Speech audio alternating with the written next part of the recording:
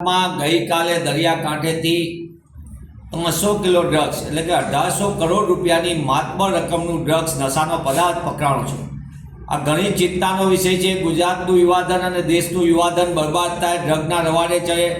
આ નશાનો કારોબાર બે રોકટોક ચાલી રહ્યો છે અને ગુજરાતનો દરિયા કિનારો હોય કે જમીની હોય ત્યાંથી મોટા પાયે પ્રવેશદ્વારની જેમ ડ્રગ્સનો હેરફેર થઈ રહી છે। ગુજરાતમાં માત્ર દરિયા કિનારેથી નહીં પણ ગુજરાતમાં અનેક બંધ ફેક્ટરીઓની અંદર ડ્રગ્સ બનાવવાના કારખાના ચાલી રહ્યા અને આ કારખાનાથી સમગ્ર દેશની અંદર અને વિશ્વમાં પણ ડ્રગ્સ બનાવવાના આપણી સામે પુરાવા આવ્યા છે। ત્યારે કરોડો રૂપિયાનું ડ્રગ્સ ઠલવાય અને ભાજપની ભ્રષ્ટ સરકાર આંખ આડા કાન કરીને પકડાણા પછી વાહવાઈ કરે, મને એમ લાગે છે આનાથી મોટી કોઈ ચિંતાનો વિષય ન હોય।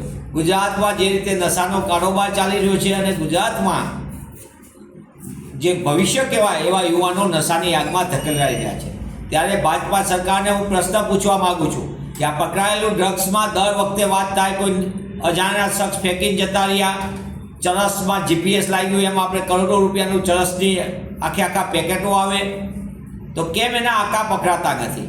એ હેરાફેરી કરનાર ગુજરાતની અંદર કોણ એ લોકો છે કે જેના કારણે આ દેશનું યુવાધન ને ગુજરાતનું યુવાધન બરબાદ થયું છે? આ નશાના વેપલાને કોણે લાયસન્સ આપ્યા છે? કઈ રીતે આ હેરાફેર થાય છે ને કેમ અટકતી નથી?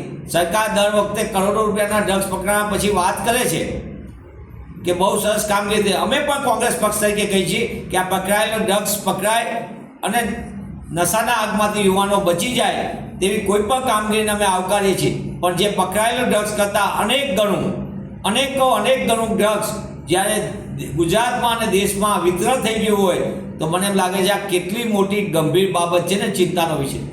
એક ખાનગી બંદર ઉપરથી 25,000 કરોડનું ડ્રગ્સ પકડાણું। સામાન્ય ડ્રગ્સ પકડાય તો તરત જ કહેવામાં આવે કે એની બધી તપાસ કરવામાં આવે, અહીંયા તો તપાસે ન થઈ। આ તો એક કન્ટેનર, એવા કેટલા કન્ટેનરો પાવડરના નામે દેશમાં જે તે જગ્યાએ વિતરણ થઈ ગયા, એનો જવાબ આજ દિન સુધી સરકાર નથી આપતી। સરકાર ખરેખર ગુજરાતના યુવાનો અને દેશના યુવાનો માટે ભાજપા સરકાર ચિંતિત હોય તો તેને ખરેખર એ કહેવું જોઈએ કે આ ડ્રગ્સના વેપલા માટે જવાબદાર કોણ છે, આખી સિન્ડિકેટને કોણ નેતૃત્વ આપી રહ્યું છે? આ બહુ ચિંતાનો અને ગહન વિષય છે। ત્યારે આપના માધ્યમથી સરકાર આગળ માંગ કરું છું કે જે ભાજપા સરકારે વાયદો કર્યો હતો દર વર્ષે 2 કરોડ રોજગાર, એ રોજગાર તો ન આપી શકી પણ દેશના યુવાનોને અને ગુજરાતના યુવાનોને નશાની આગમાં ધકેલવાના જે કારનામા ચાલી રહ્યા છે એ કારનામા સમગ્ર દેશને ઉજ્જવળ ભવિષ્ય સામે મોટો પડકાર છે। દેશના યુવાનોને લાખો પરિવારની બરબાદીનું છે, ત્યારે નશાના કારોબાર ઉપર રોક લાગવી જોઈએ અને આના દેશની અંદર ગુજરાતની અંદર નશાના કારોબારના જે કોઈ ઠેકેદારો હોય એની ઉપર રોક લાગવી જોઈએ।